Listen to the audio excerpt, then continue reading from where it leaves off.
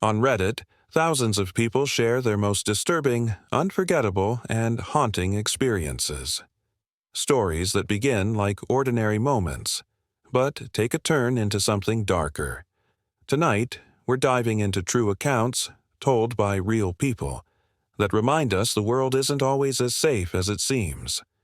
So, settle in, because once you hear these stories, you might not look at your own home, your neighbors, or even strangers the same way again. 3 years ago, a woman came forward on Reddit with a story that still makes people uneasy. Picture this. You're living alone, in a small, almost claustrophobic apartment. Life isn't going well. Depression hangs heavy, the days blur together, and every corner of that little space feels smaller with each passing week.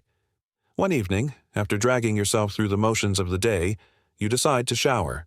The hot water is comforting, even if just for a moment. Afterwards, you slip into a short silk robe, something light to relax in, and you walk into the living room.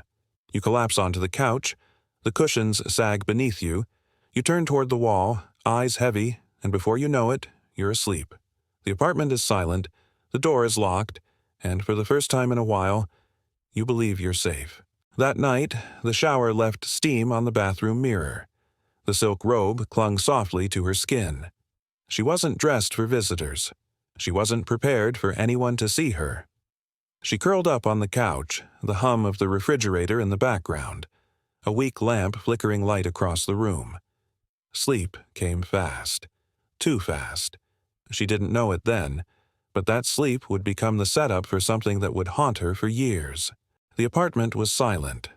Silent in the way that only an empty home can be. No footsteps, no voices, no neighbors knocking.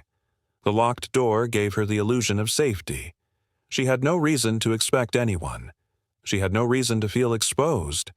But the truth is, she was. Hours later, she stirred awake. Her eyes landed on something strange on the floor, near the door, a piece of paper. She blinked, sat up, and realized it was a pest maintenance notice. That could only mean one thing. Someone had come inside while she was asleep. Someone had crossed her locked door, walked into her tiny apartment, sprayed chemicals around, and left. And all the while, she had been lying there, half-dressed, completely vulnerable. Her chest tightened. Her stomach dropped. The reality set in.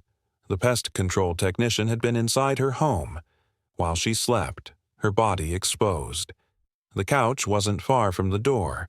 In such a small apartment, there was no way he could have missed her. No way he didn't see her. But he left a note, sprayed the place, and walked out, as though nothing was wrong. The thought of a stranger silently walking past her, looking at her, pretending she wasn't there. It made her skin crawl. She panicked.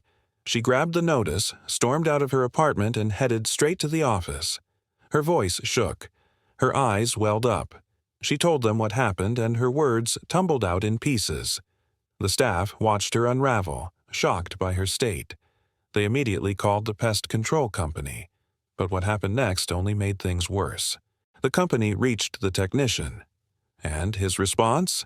He claimed he had never noticed her, never noticed the woman asleep on the couch, never saw the silk robe, never realized she was right there, just a few feet away. In a 600-square-foot apartment? It was impossible. She knew he was lying. The staff knew it too. But there was nothing more they could do.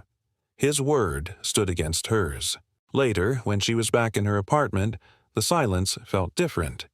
He had crossed her space. That cocoon of safety was broken. She kept thinking about it. He had a job to do, yes, but he could have knocked harder. He could have turned back to the office. He could have done anything other than pretend she wasn't there. Instead, he walked through her home as if she were invisible, and she never forgot that. In her own words, she ended the story like this. "Creeps are gonna creep, I guess."